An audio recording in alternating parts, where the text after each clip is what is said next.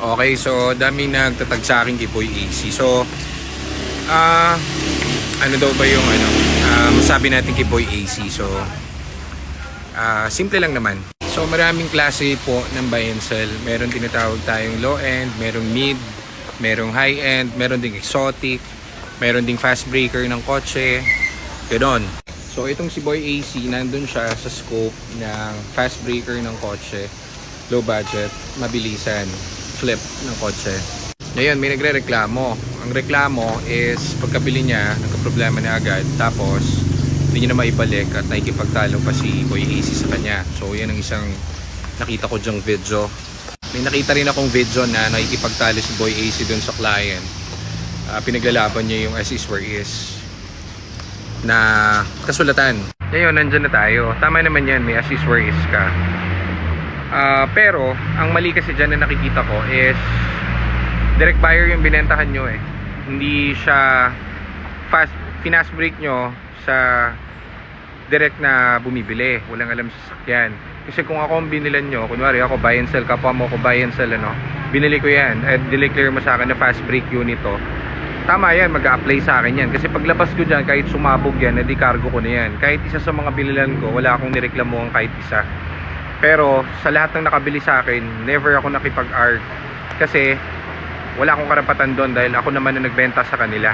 So dapat mas alam ko yon dahil ako yung nagbebenta ng kotse. Teka, umulan. So parang anong nangyari dyan, bumili sa iyo yan, yang sila sir, kasi nagtiwala sa iyo. Tiwala lang ang labanan. So ang problem nga, nagkaroon kayo ng problem paglabas nyo, pagkabili, nagkaroon agad ng problem. So, ang tama kasing ginawa dyan dapat, inayos mo at nakipag-negotiate ka na lang sa kanila. Mas okay yon kasi nasa microscope ka, marami yung follower mo,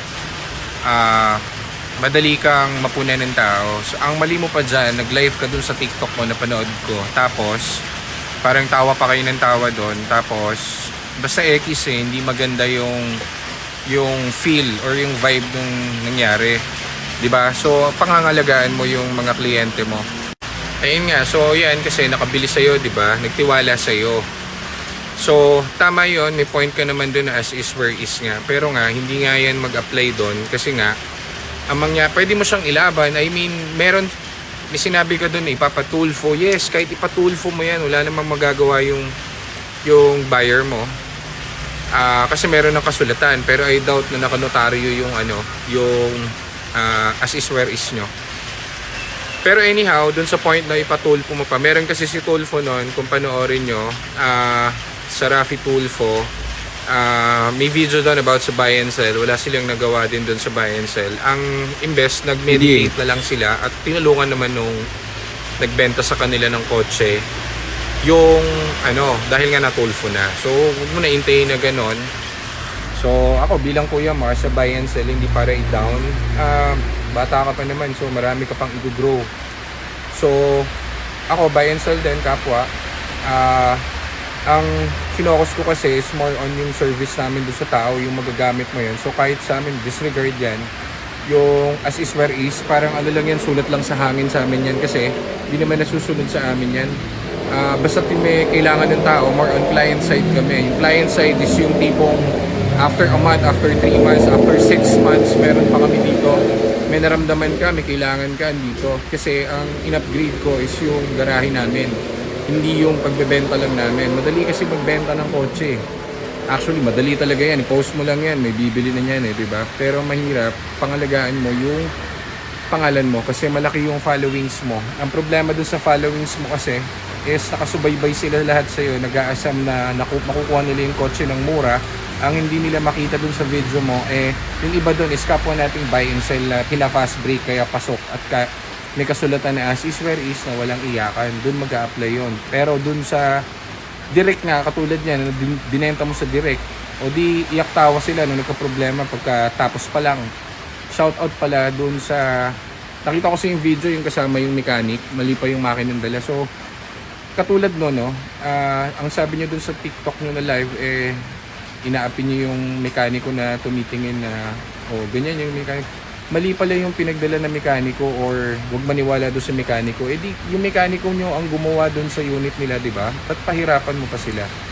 So, Yun lang naman at wala naman akong any beef. Nakita ko na rin dati si Boy AC and alam ko na rin naman na mangyayari yan kasi wala namang ganon na laging birthday mo. So imagine kami dito sa shop namin, nagkakaroon kami na, meron sa aming nakabili after a year. Tumawag sa amin, alam mo sabi, ang problema niya, battery. Sir, lobat nirereklamo sa akin yung battery. Minsan nireklamo sa akin gulong. After a year, gulong. So medyo weird na dito sa amin pero kinikater namin kasi more on client side kami. Kumbaga okay kami malugi kesa naman malungkot yung client namin. Parang ganun lang naman yung logic niyan. So in layman's term, parang ganito. Sa shop namin, ang in-improve ko yung serbisyo dun sa tao na makakabili. Kasi gusto ko magamit nila yung kotse nila ng pangmatagalan. Hindi yung tipong ibebenta ko lang. Kasi kung bentahan lang din, tignan mo lahat ng unit dito, kulang pa yan, meron pa tayong isang garahe dun sa kabila. Pabilisan magbenta, bebenta ko lahat to ng ganyan. Kaso hindi ko siya mabenta pa ngayon lahat kasi may mga kulang pa yan ng parts at alam ko magkakaproblema sa kanila yan sa future. So, ginagalingan natin. Hindi natin binibenta ng ganun-ganun lang. So, yan yung downside naman nun. So, anyhow, yung client din kasi nyo, may problema din. So, nag-assume siya sa makakuha ng unit na ganun. Ayun nga, nagka-problema o di nagka-letse-letse na yung kwento. Anyhow, sana maayos mo yan at mahalin mo yung clients mo kasi katulad nun yung sa live nyo dun sa TikTok hindi maganda tapos sinabihan nyo pa ng silaban niya yung sasakyan niya, hindi maganda. So, bigyan ko kayong isang example ng todong serbisyo, hindi para i-up ko yung sarili ko. Meron sa amin bumili parang a month ago. Hindi, mali pala. Ang tawag dito. Bumili ng EcoSport. Balikan niyo yung video ko sa baba. Bumili siya ng EcoSport, color blue. Si Sir. Galing silang pumunta silang Baguio pagtapos dito. Pagkapunta niya ng Baguio, in-stop niya doon sa may Baguio na mismo sa taas, malapit na doon sa Lion. Kasi may naririnig daw siyang tunog. Within 4 hours, nandun na yung mekaniko, pati yung team ko. Alam nyo kung anong problem ng kotse? Maluwag yung isang lug nut. Sabi nung may-ari, Sir, sana ako nalang nagluwag. Yun lang pala yung problem.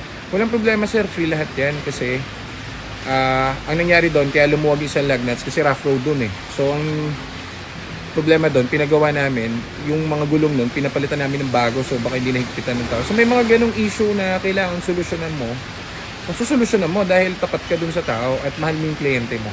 So, anyhow, nasa Davao na yun sila, Sir. Yun lang ang problema, lug nuts. So maasahan mo kami pagdating sa mga ganyan kasi ang focus namin is more on client.